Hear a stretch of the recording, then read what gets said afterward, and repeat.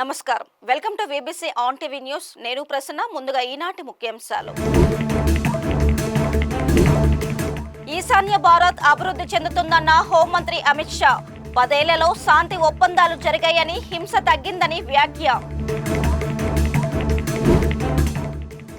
దేశాభివృద్ధికి మౌలిక సదుపాయాలు కీలకమన్న కేంద్ర మంత్రి గోయల్. ప్రతికూల వాతావరణంలోనూ సుస్థిర ప్రగతి సాధించామని వెల్లడి.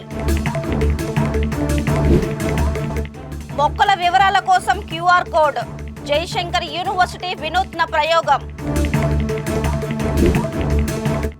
శ్రీకాళహస్తిలో ఘనంగా బ్రహ్మోత్సవాలు ప్రారంభం. 13 రోజుల నిత్య వాహన సేవలకు విస్తృత ఏర్పాట్లు. ఈశాన్య రాష్ట్రాలు 2027 నాటికి రైలు, విమాన మార్గాల ద్వారా ఢిల్లీకి అనుసంధానం కానున్నాయని హోంమంత్రి అమిత్ షా పేర్కొన్నారు. న్యూఢిల్లీలో జరిగిన ఐక్యత Utsav one voice one nation లో ఆయన మాట్లాడుతూ, పర్యాటకం, సాంకేతికత, క్రీడలు మొదలైన ప్రతి రంగంలోనూ కేంద్ర ప్రభుత్వం ఈశాన్య రాష్ట్రాలకు అనేక నూతన అవకాశాలను కల్పించిందన్నారు. ఎన్డీఏ ప్రభుత్వ హయాంలో ఈశాన్య రాష్ట్రాల్లో హింసాత్మక సంఘటనలు 70%, పౌర మరణాలు 85% తగ్గాయని, ఈ ప్రాంతంలో శాంతి స్థాపనతో పాటు సాంస్కృతిక అభివృద్ధి కూడా జరుగుతోందని చెప్పారు. ఈశాన్య ప్రాంతంలోని 8 రాష్ట్రాలను ప్రధాని మోదీ అష్టలక్ష్మిగా ప్రతిష్ఠించి ఈ ప్రాంతానికి కొత్త కోణాన్ని అందించారని పేర్కొన్నారు. ఈశాన్య భారత్ మన దేశం మొత్తానికి గొప్ప వారసత్వ సంపద అని వ్యాఖ్యానించారు. ఈశాన్య రాష్ట్రాలు లేకుండా భారతదేశం అసంపూర్ణమన్నారు. 2014 నుంచి ఈశాన్య ప్రాంతంలో 10,500 మందికి పైగా ఉగ్రవాదులు ఆయుధాలు విడిచిపెట్టారని, 2019-24 మధ్య 12 శాంతి ఒప్పందాలు జరిగాయని వివరించారు. कि हमारे प्रधानमंत्री जी ने नॉर्थ ईस्ट को अष्टलक्ष्मी के रूप में पूरे भारत में प्रसिद्ध करने का काम किया है। नॉर्थ ईस्ट के ये 8 राज्य भारत को हर तरह से समृद्ध करने के लिए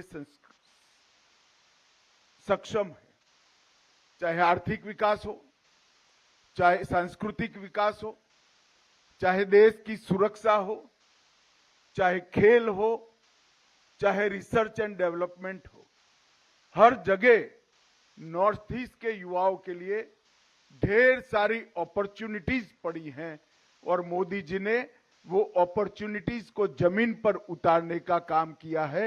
इसका बड़े ढंग के साथ आयोजन किया है। टूरिज्म से लेकर टेक्नोलॉजी तक, स्पोर्ट्स से लेकर स्पेस तक, एग्रीकल्चर से लेकर एंटरप्रेन्योरशिप तक और बैंकिंग से लेकर बिजनेस तक, हर क्षेत्र में आज नॉर्थ ईस्ट के लिए अनेक अनेक संभावनाएं, अपॉर्चुनिटी खोलने का काम भारत की सरकार ने किया है।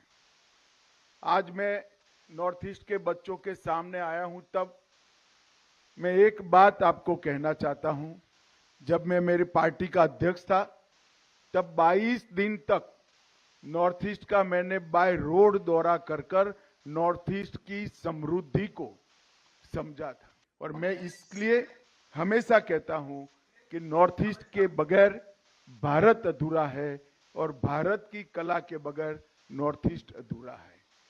आज एक प्रकार से 2 राज्य हमारे, अरुणाचल और मिजोरम, दोनों का फाउंडेशन डे है। मिजोरम और अरुणाचल सदियों से हमारे हिस्से रहे, कई सदियों से हमारा हिस्सा रहा, मगर राज्य के रूप में एक अस्तित्व आज ही के दिन आया था। मैंने सुबह ही ट्वीट कर कर दोनों राज्यों के निवासियों को बधाई दी है। आज मैं फिर से इस कार्यक्रम के माध्यम से नॉर्थ ईस्ट के राज्यों को, ये दोनों राज्यों को बहुत बहुत शुभकामनाएं। వివిధ దేశాల మధ్య వివాదాలు నెలకొన్న నేపథ్యంలో సుస్థిర అభివృద్ధి లక్ష్యాలను సాధించడం సవాలుగా మారిందని కేంద్ర వాణిజ్య పరిశ్రమల శాఖ మంత్రి పీయూష్ గోయల్ అన్నారు. విదేశాంగ మంత్రిత్వ శాఖ, పూణే ఇంటర్నేషనల్ సెంటర్ సంయుక్తంగా నిర్వహించిన 6వ వార్షిక ఆసియా ఎకనామిక్ డైలాగ్ ప్రారంభోత్సవ కార్యక్రమంలో ఆయన పాల్గొన్నారు. విద్యుత్, నీరు, రోడ్లు వంటి మౌలిక సదుపాయాలు లేకుండా అభివృద్ధి అసాధ్యమని స్పష్టం చేశారు. గడిచిన 11 ఏళ్లలో ఈ మౌలిక సదుపాయాలను మెరుగుపరచడంలో తమ ప్రభుత్వం గణనీయమైన పురోగతిని సాధించిందని పేర్కొన్నారు. అంతర్జాతీయంగా నెలకొన్న విపత్కర పరిస్థితుల్లోనూ భారత్ సుస్థిర అభివృద్ధి సాధించిందని తెలియజేశారు.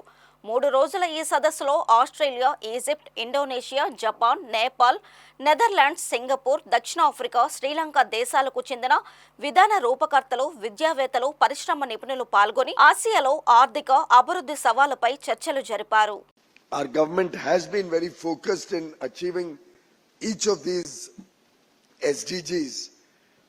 But at a macro level, I still don't think the world is really bothered about countries in Africa, less developed countries, the Pacific Island countries, the Pacific region, the Caribbean countries. We still have a long way to go before we can look at the shared prosperity of all of mankind. But despite all of these disturbances, domestic or international, India still continues to be somewhat an oasis in the desert. We continue to be the world's fastest growing economy. We continue to have stability, political continuity.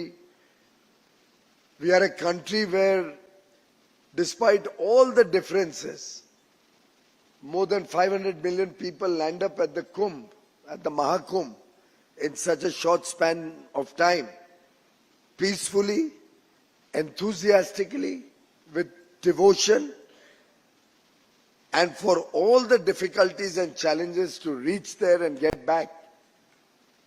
You don't find a murmur of unhappiness, you don't find anybody there. And inclusive growth is leading to a stark inequality, because the sustainable development goals seem so far away.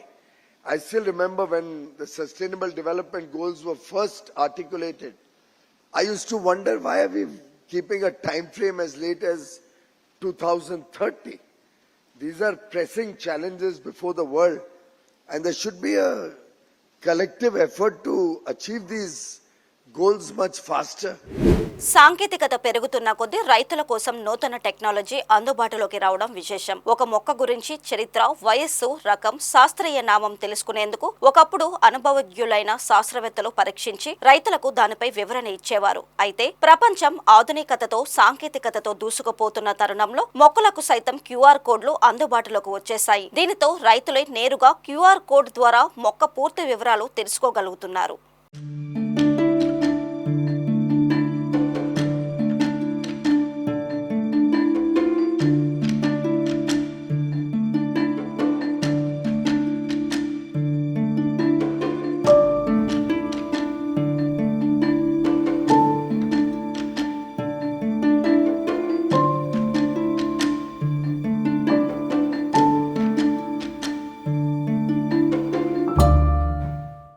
Bhadradri Kothagudem జిల్లా అశ్వారావుపేట నియోజకవర్గం కేంద్రంలోని professor Jayashankar వ్యవసాయ విశ్వవిద్యాలయ ఆవరణలో కళాశాల విద్యార్థులచే రూపొందించబడిన మొక్కలకు QR code విధానం ఎంతగానో ఆకట్టుకుంటుంది. బీఎస్సీ అగ్రికల్చర్ 4వ సంవత్సరం విద్యార్థులు సుమారు 6 నెలల పాటు కృషి చేసి కళాశాల ఆవరణలోని మొక్కలకు క్యూఆర్ కోడ్ను రూపొందించారు. కళాశాల విద్యార్థులు కేవలం తరగతి గదిలో విద్యాభ్యాసమే కాకుండా బోధించడం, నేర్చుకోవడం అనే నినాదంతో క్షేత్రస్థాయిలో పంటల సమయాల్లో కళాశాల వ్యవసాయ క్షేత్రంలో తిరుగుతూ వంగడాల సాగుపై మరింత అవగాహన పెంచుకుంటున్నారు.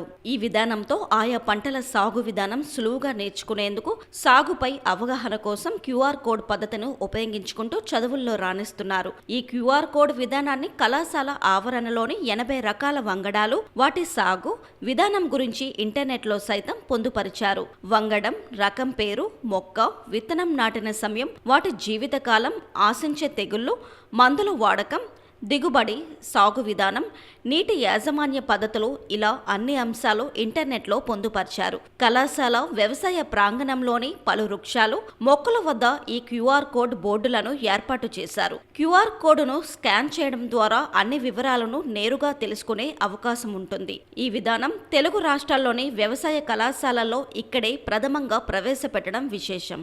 ఈ విధానం విద్యార్థులకు రైతాంగానికి ఎంతో ఉపయోగపడుతుంది. తరగతి గదిలో అధ్యాపకులు బోధించే పాఠ్యాంశాలు వినడంతో పాటు క్షేత్రస్థాయిలో సాగు చేసిన పంట భూముల్లోని మొక్కల వద్దకు వెళ్లి అక్కడ ఏర్పాటు చేసిన క్యూఆర్ కోడ్ను స్మార్ట్ ఫోన్తో స్కాన్ చేస్తే వాటి పూర్తి సమాచారం, వివిధ ఫోటోలు వస్తాయి. విద్యార్థుల్లో నేర్చుకోవాలనే ఆసక్తి కూడా పెరుగుతుంది. అంతేగాక ఈ కళాశాలను సందర్శించిన వేరే ప్రాంతాల విద్యార్థులు పంటల సాగు గురించి తెలుసుకునే అవకాశం ఉంటుంది. ఈ కొత్త విధానం విశ్వవిద్యాలయం చరిత్రలో మరో మైలురాయి అనే చెప్పాలి.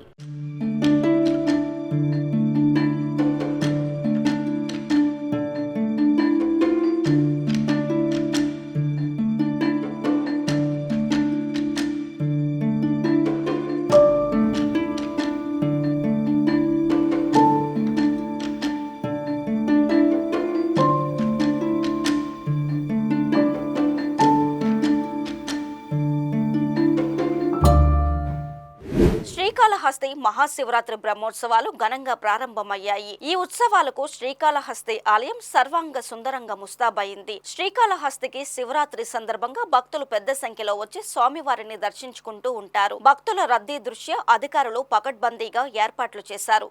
భక్తులకు ఎలాంటి ఇబ్బందులు తలెత్తకుండా అన్ని సదుపాయాలు కల్పిస్తున్నారు. విద్యుత్ దీపకాంతులు, రంగవల్లులతో ఆలయాన్ని అందంగా తీర్చిదిద్దారు.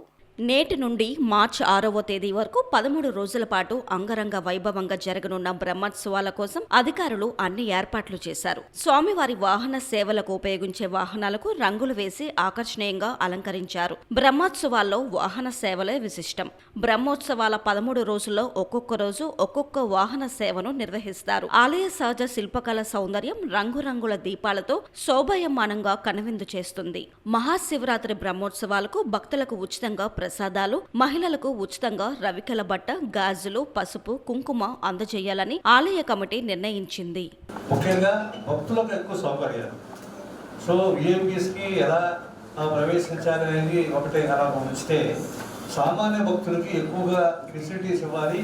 వాళ్ళందరూ కూడా దర్శనం జరిగే విధంగా అన్ని ఏర్పాట్లు కూడా చేయమని గౌరవ కలెక్టర్ గారు, అదేవిధంగా గౌరవ శాసనసభ్యులు సూచించడం జరిగింది.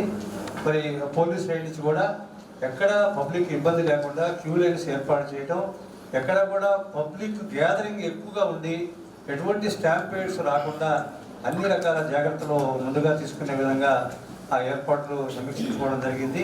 పార్కింగ్ ప్లేస్లో కూడా ఎక్కడైతే మనం పార్కింగ్ పెట్టబోతున్నామో అక్కడ సఫిషియెంట్గా లైటింగ్, అదేవిధంగా టెంపరీ టాయిలెట్లు ఏర్పాటు చేసుకోవడం, బందోబస్తు కూడా పార్కింగ్ ఏరియాస్లో సఫిషియెంట్గా పెట్టుకోవడం, ఆర్టీసీ బస్ స్టాండ్లో కూడా టెంపరీ టాయిలెట్స్ కావచ్చు, లైటింగ్ కావచ్చు, అన్ని రకాల ఏర్పాట్లు. అదేవిధంగా మున్సిపల్ సైడ్ నుంచి కూడా టౌన్లో ఎక్కడెక్కడ సైన్ బోర్డులు ఏర్పాటు చేయాలి, ఎక్కడ పబ్లిక్ వచ్చిన వాళ్ళకి ఎక్కడికి పోతే ఏ గేట్లోకి వెళ్ళాలి, దర్శనాలు ఎక్కడ జరుగుతాయి టెంపుల్ సైడ్ నుంచి మున్సిపాలిటీలో కూడా అన్ని ప్రదేశాల్లో కూడా ఈ సైన్ బోర్డులు ఇవన్నీ కూడా జాగ్రత్తగా ఏర్పాటు చేసే విధంగా డిపార్ట్మెంట్ వైజ్గా ఈరోజు యాక్షన్ ప్లాన్ మీద పూర్తి స్థాయిలో చర్చించడం జరిగింది. ఫిబ్రవరి మోస్ట్లీ 1 అని 1వ తారీఖున మళ్ళీ దీని మీద సెకండ్ మీటింగ్ కూడా పెట్టాలని నిర్ణయించుకోవడం జరిగింది. తిరుపతి విమానాశ్రయంలో విమానాల రాకపోకలను ఒకరోజు రద్దు చేశారు. నిత్యం రద్దీగా ఉంటే ఈ విమానాశ్రయంలో రన్వే విస్తరణ పనుల్లో భాగంగా సర్వీసులను రద్దు చేస్తున్నట్లు అధికారులు ప్రకటించారు. ప్రతిరోజు ఈ విమానాశ్రయంలో 18 నుంచి 20 వరకు విమానాలు రాకపోకలు జరుగుతున్నాయి. ఫ్లైట్ల సంఖ్య పెరుగుతూ ఉండడంతో దానికి అనుగుణంగా రన్వేలను అభివృద్ధి చేయవలసి వచ్చింది. ఈ పనుల కారణంగా నేటి మధ్యాహ్నం 2:30 గంటల నుండి ఉదయం 5 గంటల వరకు కూడా విమాన సర్వీసులను రద్దు చేశారు. మహాశివరాత్రి బ్రహ్మోత్సవాల సందర్భంగా ద్వారకా తిరుమల శ్రీ వెంకటేశ్వర స్వామివారి దేవస్థానం తరపున ఆలయ ఈవో సత్యనారాయణమూర్తి దంపతులు, అర్చకులు, వేద పండితులతో కలిసి శ్రీశైలం శ్రీ బ్రహ్మరాంబ సమేత మల్లికార్జున స్వామి అమ్మవార్లకు ఆనవాయితీగా పట్టు వస్త్రాలు సమర్పించారు. శ్రీశైలంలో మహాశివరాత్రి బ్రహ్మోత్సవాల సందర్భంగా బ్రహ్మరాంబ సమేత మల్లికార్జున స్వామివారు బృంగి వాహనాధీశులై భక్తులకు దర్శనమిచ్చారు. ఈ సందర్భంగా సత్యనారాయణమూర్తి మాట్లాడుతూ శ్రీశైలం మహాశివరాత్రి బ్రహ్మోత్సవాలకు ద్వారకా తిరుమల దేవస్థానం నుండి పట్టు వస్త్రాలను సమర్పించడం అనాదిగా వస్తున్న ఆచారమని అన్నారు. ఈరోజు చాలా శుభదినం. ఎందుకంటే మహాశివరాత్రి సందర్భంగా శ్రీ స్వామివారి తాలూకా కళ్యాణ మహోత్సవానికి మా ద్వారకా తిరుమల తరఫు నుండి పట్టు వస్త్రాలు తీసుకొచ్చి సమర్పించడం జరిగింది. ఇది మా యొక్క పూర్వజన సుకృతంగా మేము భావిస్తున్నాము. ఈ స్వామివారి తాలూకా కరుణా కటాక్షాలు ఎల్లవేళ అందరికీ కూడా, అందరి భక్తులకు కూడా కలగాలని మనసా వాచా కర్మణ కోరుకుంటూ తాలూకా పట్టు వస్త్రాలు ఇవ్వడం అనేది గత సుమారు ఒక 10-15 సంవత్సరాల నుండి ఈ కార్యక్రమం జరుగుతుంది. ఎందుకంటే దీనివల్ల ఏంటంటే ఏ ప్రాంతంలోని ఆచార వ్యవహారాలు, ఏ ప్రాంతంలో తరగవి కూడా మా సిబ్బందికి కూడా తెలుస్తుంటాయి. అక్కడ ఎలా ఉంటుంది, ఇక్కడ ఎలా ఉంటుంది అనే విషయం కూడా తెలుస్తుంది. ముఖ్యంగా శివకేశవులకు భేదం లేదనే విషయాన్ని ప్రపంచానికి చాటి చెప్పడానికి ఈ పద్ధతిని కూడా పూర్వం నుండి పెట్టారు. ఆ పెట్టిన వాళ్ళందరికీ కృతజ్ఞతలు తెలియజేస్తారు. తిరుమల శ్రీవారిని పలువురు ప్రముఖులు దర్శించుకున్నారు. ఉదయం నైవేద్య విరామ సమయంలో Chandragiri MLA Nani, AP high court judge Durga Prasad, music director Thaman, singers అద్వితీయ, శృతి రంజని తదితరులు స్వామివారిని దర్శించుకున్నారు. వీరికి టీటీడీ అధికారులు దర్శన ఏర్పాట్లు చేసి అనంతరం స్వామివారి తీర్థ ప్రసాదాలు అందజేశారు.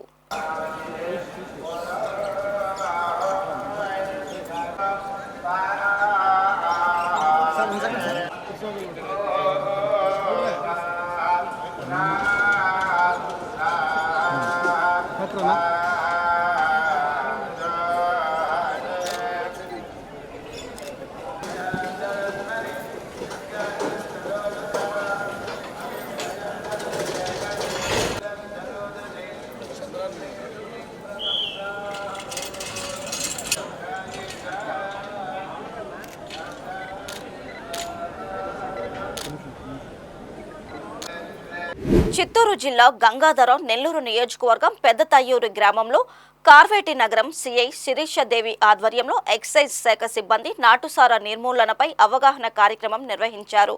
ఈ సందర్భంగా సిఐ మాట్లాడుతూ సారాయి, గుట్కా, గంజాయి రహిత గ్రామాలుగా తీర్చిదిద్దడమే లక్ష్యంగా రాష్ట్ర ప్రభుత్వం నవోదయం కార్యక్రమాన్ని చేపట్టిందన్నారు. నాటుసారా తయారీకి పాల్పడితే కఠిన చర్యలు తప్పవని హెచ్చరించారు. నాటుసారా తయారు చేస్తే వెంటనే సమాచారం ఇవ్వాలని తెలిపారు. అనంతరం ప్రజలకు కౌన్సిలింగ్ ఇచ్చారు. ఈ కార్యక్రమంలో ఎక్సైజ్ శాఖ ఎస్ఐ, పోలీస్ సిబ్బంది పాల్గొన్నారు.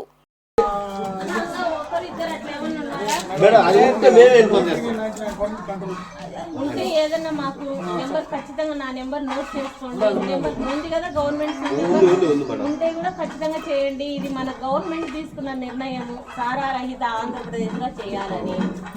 ఇవి సారా అనేది ఉండకూడదు, మన ఏ గ్రామంలోనూ ఉండకూడదు. ఇప్పుడే స్టార్ట్ అయ్యింది. ఏదన్నా చేసినా 8 సంవత్సరాలు జైలు శిక్ష, 5 లక్షలు డబ్బులు. అందులో మీకు వచ్చే ఏమైనా కానీ గవర్నమెంట్ నుంచి వచ్చే పెన్షన్స్ కానీ అవి ఇప్పుడు ఇన్వాల్వ్ అవుతాయి. ఇంతకుముందు చేసి నిన్నారు కానీ ఇప్పుడు స్ట్రిక్ట్గా ఉంది. ఎంఆర్ఓలు వీళ్ళు కూడా ఇన్వాల్వ్ అవుతారు. దీంట్లో ఖచ్చితంగా మీకు వచ్చేటివన్నీ లాక్కుంటారు. ఏ వస్తాయి అవి పెన్షన్స్ అవి ఇవి. అందుకని జాగ్రత్త, దీని జోలికి పోవద్దండి. ఎవరైనా కానీ ఉంటే కూడా మానుకోండి. నెక్స్ట్ పట్టుకుంటే రావద్దండి స్టేషన్కి. మనం ఒక మంచి దానికోసం పాటుపడదాము.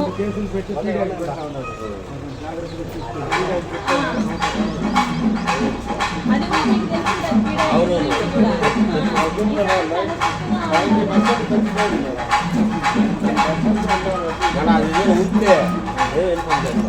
దళిత మహిళలతో అసభ్యంగా ప్రవర్తిస్తూ నిత్యం వివాదాలకు దిగే ఓ వ్యాపారస్తుడికి విశాఖలోని మహిళలు ఎదురు తిరిగారు. 32వ వార్డు చలువతోట ఏరియాలో ఎస్కేఎంఎల్ ఎంటర్ప్రైజెస్ నిర్వాహకుడు కొండలరావు తీరు పట్ల ఆందోళనకు దిగారు. తన దుకాణం ముందు నుంచి దళితులు ఎవరూ తిరగకూడదంటూ గీత గీయడం వివాదానికి దారితీసింది. ఎదురు ప్రశ్నించే వారిపై తన పలుకుబడితో విరుచుకు పడుతున్నాడంటూ స్థానికులు వాపోయారు. స్థానిక కార్పొరేటర్ కందులు నాగరాజు పేరును కూడా ఉపయోగించుకొని జులుం చేస్తున్నాడని తెలియడంతో కందులు నాగరాజు అక్కడికి చేరుకొని పరిస్థితిని గమనించి మహిళలకు మద్దతుగా నిలిచారు. కొండలరావు వైఖరిని ఆయన ఖండించారు. అయితే అతన్ని మందలించగా అతడు కందుల నాగరాజుపై ఎదురు తిరగడం గమనార్హం. దళిత మహిళలను వేధిస్తున్న వ్యాపారి కొండలరావుపై పోలీసులు కఠిన చర్యలు తీసుకోవాలని విశాఖ దక్షిణ నియోజకవర్గం జనసేన పార్టీ నాయకులు 32వ వార్డు కార్పొరేటర్ డాక్టర్ కందుల నాగరాజు డిమాండ్ చేశారు. ఈ రోజు చలవతోటలో గోకుల్ థియేటర్ వెనకాదల అంటే ఎస్ఆర్ఎంటీ వెనకాదల రోడ్డు పెద్ద రోడ్డు ఉంది. ఈ రోడ్లో ఏంటంటే గతంలో కులమతాలకు అతీతంగా అందరూ కూడా నివాసం ఉంటున్నారు. ఇక్కడేమో ఇదివరకు వెహికల్సే పెట్టుకొని చక్కగా ఉంటున్నారు. కానీ ఈ కొండలో వ్యక్తి ఇల్లీగల్ యాక్టివిటీస్ వ్యాపారాలు చేసుకుంటూ వాళ్ళు ఇబ్బందికరంగా చేసి ఇక్కడ రోడ్డు మీద ఏమో అడ్డంగా గీత పెట్టి ఎవరు కూడా ఇక్కడ బళ్ళు పెట్టకూడదు అవన్నీ చెప్పడానికి ఆయనకి మాత్రం ఏ విధమైనటువంటి రైట్ ఇవ్వలేదు. అలాగనే నేనేం చెప్పలేదు, ఇక్కడ గీత పెట్టమని కానీ ఏం కానీ చేయలేదు. కానీ నా పేరు చెప్పి నేను గీత వేయమన్నానని చెప్పారు. అది చాలా తప్పు. అదేవిధంగా మరి ఇదివరకు గతంలో ఎలాగైతే మీరు వాహనాలు ఆపుకున్నారో అదే విధంగా మీరు ఆపుకోండి. ఏ విధమైన ఇబ్బంది వచ్చినా సరే నేను అటు ఎమ్మెల్యే గారికి చెప్తాను, ఆల్రెడీ సీఏ గారు కూడా ఫోన్ చేసి చెప్పాను. మీకు నేను పూర్తిగా బాధ్యత వహిస్తాను. నమస్తే అండి, నా పేరు జ్యోతి. నేను ఇక్కడ స్థానికంగానే ఉంటున్నాము. అయితే మా ఇంటి పక్కన ఉన్న వ్యక్తి ఏంటంటే ముందుసారి మాకు ఇలాగే జరిగిందండి. గొడవలు అవి అయినప్పుడు ఆయన బ్లేమ్ చేసి మాట్లాడడం అవన్నీ జరిగాయి. మీరు రోడ్డు మీద పెడుతున్న బళ్ళు కూడా తీసిమని మమ్మల్ని అరెస్ట్ చేశారు. చేసిన తర్వాత ఏంటంటే తీసిమని మగోళ్ళకి కూడా వార్నింగ్లు ఇమ్మని మాకు చెప్పారు. అయితే నేను చెప్పనండి, మీరే చెప్పుకోండి ఆ విషయం అనేసానని నేను చెప్పిన తర్వాత ఒక 2-3 రోజుల నుండి ఏం చేస్తున్నారంటే మగోళ్ళు లేని టైంలో నేను బయట గిన్నెలు అవి తోముకున్నప్పుడు ఏంటి నోటుకొచ్చిన మాటలు తిట్టడం, అన్నీ నువ్వు బయట చేస్తున్నావు, సంసారం ఒకటే లోపల చేస్తున్నావు అని అసభ్యంగా మాట్లాడడం, బాడీ షేమింగ్ చేయడం ఇవన్నీ చేస్తున్నాడండి. చేసింది కాక మా ఇంట్లోని మా అమ్మమ్మ తాతయ్య ముసలోళ్ళు ఇద్దరునా వాళ్ళకి ఏదైనా అయితే ఎవరి బాధ్యత వాళ్ళ మీదకి రావడం, వాళ్ళ తలుపులు అవి నేమొచ్చి కొట్టడం, డోర్లు అవి తన్నేయడం, నోటుకొచ్చిన మాటలు మమ్మల్ని ఆడుతున్నారండి. ఆ గుట్కా వ్యాపారం అవన్నీ చేయడం, ఎవరైనా వచ్చిన వాళ్ళు కూడా అలాగే అసభ్యంగా చూడడం, మనుషులు కాసి మా ఇంటి ముందు మేము చేసుకున్న పని చేసుకోవద్దు అంటున్నారు. మా ఇంటి ముందు ఏం మేము చేయకూడదట, ఆయనకి నచ్చినట్టుగా మమ్మల్ని ఉండమంటున్నారండి. మాకు ప్రతిరోజు టార్చర్ పెట్టేయడం, మాకు మనశ్శాంతి లేదు. నిన్న రాత్రి ఏంటంటే పోలీసులు తీసుకొచ్చి మేము ఇంకా పడుకోలేదు, తలుపులు వేసుకొని లోపల ఉంటే డోర్లు కొట్టి మమ్మల్ని ఏమొచ్చి పోలీసులతోని బయటకు రప్పించి మీరు ఈ బలి తీస్తారా తీరని చెప్పేసానని రాత్రి అంతా మాకు నిద్ర పట్టనివ్వలేదండి. దీనివల్ల మాకు గత వారం రోజుల నుండి మనశ్శాంతి లేదు. నేనైతే మానసికంగా చాలా మెంటల్ డిప్రెషన్లోకి వెళ్ళిపోతున్నాను. ప్రతిసారి పెద్ద పెద్ద కేకలు పెట్టి పిలిచి మీ మగవాళ్ళు రమ్మను, దమ్ము లేదా, కొజ్జోవోలా అలాంటి మాటలు ఆడడం, నోటుకొచ్చిన అసభ్యకరమైన మాటలు తిట్టడం, మనుషుల్ని ఎలాగంటే చిత్రహింస పెట్టేస్తున్నాడండి. ఒక అరగంట తర్వాత వస్తాడు, పెద్ద పెద్ద కేకలు వేస్తాడు. దీనివల్ల మాకు బీపీ పెరిగిపోవడం, ముసలోళ్ళు ఇద్దరికి షుగర్లు ఉన్నాయి. ఏదైనా అయిందంటే మాత్రం ఎవరండి బాధ్యత తీసుకుంటారు? ప్రతి దానికి మా మీదే పడిపోతున్నాడు. మీరు సంసారాలు కాదు, మీ భర్తలు మగతనం లేదు అలా మాట్లాడడం, వీధిలో అందరినీ తిట్టడం, మళ్ళానేమొచ్చి ఏంటది జాతి పేరు కులాల పేరు ఎత్తి మాలోలు, మాతుకోలు, రెల్లోలు అని చెప్పేసి బూత్ మాటలు తిట్టడం అండి ఆడోళ్ళని.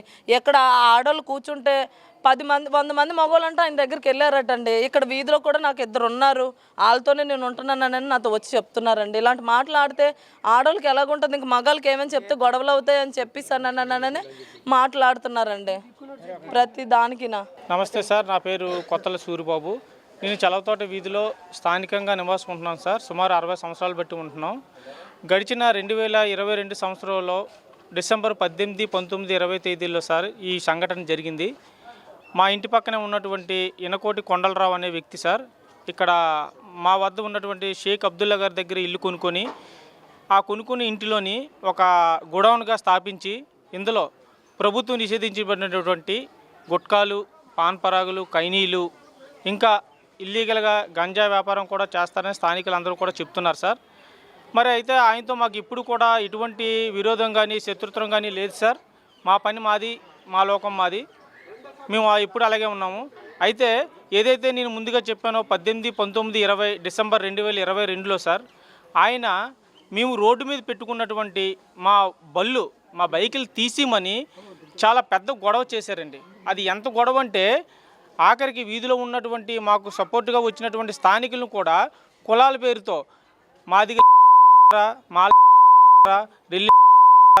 మీరు మీరు ఎక్కడున్నా ఇంతేరా అన్నటువంటి మాటలు మాట్లాడి చాలా బాధాకరంగా చేశారండి.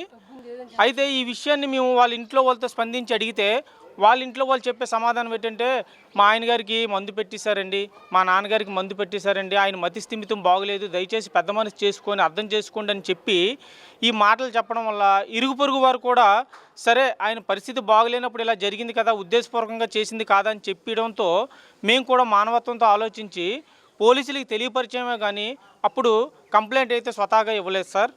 కానీ మేము ఆ సమయంలో కూడా పోలీసు వాళ్ళు మేము ఎన్నిసార్లు ఫోన్ చేసినా సరే వచ్చేవారు కాదు. అతను మాత్రం ఒక్కసారి ఫోన్ చేస్తే వచ్చేవారు. ఇదే విషయం మేము వాళ్ళని అడిగితే ఇతను చెప్పాడు, నేను ప్రతి నెల వాళ్ళకి మామూలు ఇస్తాను కాబట్టి వాళ్ళు నాకు పని చేస్తారా మీకెందుకు పని చేస్తారని చెప్పి బహిరంగంగా పోలీసు వాళ్ళ ముందే చెప్పడం జరిగింది సార్. అప్పుడు కూడా మేము ఏంటంటే ఇరుగు పొరుగు వాళ్ళ మాటలకి అందరికీ కూడా గౌరవం ఇచ్చి మేము అప్పుడు కంప్లైంట్ చేయలేదు. మళ్ళీ ఈ విషయం ఎందుకు ఇంతగా జరుగుతుంది అంటే గడిచిన వారం రోజులు బట్టి సార్ మళ్ళీ ఇదే ధోరణిలో గతంలో ఏ విధంగా చేశాడో అదే విధంగా ఇప్పుడు కూడా మీ బళ్ళు తీస్తారా తీయరా, తీయకపోతే ఈసారి ఊరుకునేది లేదు, నా దగ్గర కోట్ల ఆస్తుంది, నేను మిమ్మల్ని ఏమైనా చేయించగలను చేయిస్తాను, కుటుంబాన్నే మొత్తం తీయించేస్తాను, మీరు ఎక్కడి నుండి వెళ్ళిపోరని మమ్మల్ని స్థానికంగా ఉన్నటువంటి వాళ్ళని బెదిరిస్తున్నారు సార్. తిరుపతి రూరల్ మండలం ఆర్సీపురం జంక్షన్ లో రోడ్డు ప్రమాదం జరిగింది. రోడ్డు దాటుతున్న కారును ఓ ప్రైవేటు ట్రావెల్స్ బస్సు వేగంగా వచ్చి ఢీకొట్టడంతో కారులో ప్రయాణిస్తున్న హరిప్రియ అనే 3 ఏళ్ల చిన్నారి అక్కడికక్కడే మృతి చెందింది. మరో 3గురికి తీవ్ర గాయాలయ్యాయి. పుట్టపర్తి జిల్లా కదిరి పట్టణం ఓబుల దేవి చెరువు గ్రామానికి చెందిన భార్యాభర్తలు వేణుగోపాల్, అశ్విని కుటుంబం కారులో శ్రీకాళహస్తి శివుని దర్శనం చేసుకుని అక్కడ నుండి తిరుమలకు వెళ్తుండగా ఈ ఘటన చోటు చేసుకుంది. కూటమి ఎమ్మెల్సీ అభ్యర్థి పేరాబత్తుల రాజశేఖర్ విజయానికి పాస్టర్లు కృషి చేయాలని కాకినాడ సిటీ ఎమ్మెల్యే వనమాడి వెంకటేశ్వరరావు పిలుపునిచ్చారు. స్థానిక అయోధ్య నగర్ ఫిల్ తెల్పియా చర్చ్ ఆవరణలో కూటమి ఎమ్మెల్సీ అభ్యర్థి పరిచయ కార్యక్రమం జరిగింది. ఈ సందర్భంగా ఎమ్మెల్యే మాట్లాడుతూ కూటమి బలపరిచిన ఎమ్మెల్సీ అభ్యర్థిని అత్యధిక మెజారిటీతో గెలిపించాలని కోరారు. కాకినాడ పాస్టర్స్ ఫెలోషిప్ అధ్యక్షుడు శామ్యూల్ సాగర్ అధ్యక్షత వహించిన సమావేశంలో ఆంధ్రప్రదేశ్ స్టేట్ పాస్టర్స్ ఫెలోషిప్ ప్రతినిధులు పాస్టర్లు పాల్గొన్నారు. కాకినాడ పార్లమెంట్ సంబంధించినటువంటి 7 నియోజకవర్గాల్లో ఉన్నటువంటి పాస్టర్లకి, అదేవిధంగా వివిధ మండలాల నుంచి చేసినటువంటి పాస్టర్లందరికీ కూడా, వేదిక మీద ఉన్నటువంటి పెద్దలకి అందరికీ కూడా ముందు మన్నించమని కోరుతున్నాం. మీ ప్రార్థనా సమయంలో డిస్టర్బ్ చేసాం. అదే సమయం తక్కువ ఉండడంలో ఈరోజు మీ అందరికీ తెలుసు, ఈ రాష్ట్రంలో గతంలో మీరందరూ కూడా ఎన్నికలైన సందర్భంలో ఈ రాష్ట్ర ప్రజలందరూ కూడా ఒక మంచి ప్రభుత్వం రావాలని కోరుకున్నారు. మంచి ప్రభుత్వం వచ్చింది. మంచి ప్రభుత్వం వచ్చిన తర్వాత పరిపాలన చేస్తున్న సమయంలో ఇప్పటికి 8 నెలలు కావస్తుంది. మీ అందరికీ తెలుసు, ఈ రాష్ట్రాన్ని అన్ని విధాలు ఏ విధంగా ముందుకు తీసుకెళ్లాలన్న ఆలోచనతో ముందుకెళ్తున్న తరుణంలో ఈరోజు ఎమ్మెల్సీ ఎన్నికలు రావడం జరిగింది. ఈ సందర్భంగా మనకి ఉభయ గోదావరి జిల్లాలకు సంబంధించి కూటమి అభ్యర్థిగా ఈరోజు పేరాబత్తుల రాజశేఖర్ గారిని నియమించడం జరిగింది. ఆ సందర్భంగా వీరికి మీరందరూ సహకరించాలన్న ఆలోచనతో ఈరోజు మీ అందరి దగ్గరికి రావడం జరిగిందని కూడా ఈ సందర్భంగా తెలియజేస్తున్నాం. అదేవిధంగా రాష్ట్రంలో కృష్ణా జిల్లా, అదేవిధంగా గుంటూరు జిల్లా కలిపి అక్కడ ఒక అభ్యర్థిని నియమించడం జరిగింది. కూటమి అభ్యర్థిని మన ఆలపాటి రాజేంద్ర ప్రసాద్ గారిని. ఈ 2 చోట్ల ఇప్పుడు ఎలక్షన్స్ అవుతున్నాయి. ఆ సందర్భంగా ఈ రోజున ఏదైతే ప్రజలందరూ ఓట్లు వేసేది కాదు, ఇది ఓన్లీ గ్రాడ్యుయేట్స్. ఇందులో కూడా కొంతమంది గ్రాడ్యుయేట్స్ ఉంటారు, కొంతమంది ఉండకపోవచ్చు. ఉండకపోయినప్పుడు కూడా 10 మంది, 100,000 మందిని గ్రాడ్యుయేట్స్ని ప్రభావితం చేసే శక్తి మీలో ఉంది. మీరు సహకరించాలని మిమ్మల్ని కోరడానికి వచ్చామని ఈ సందర్భంగా తెలియజేస్తున్నాను.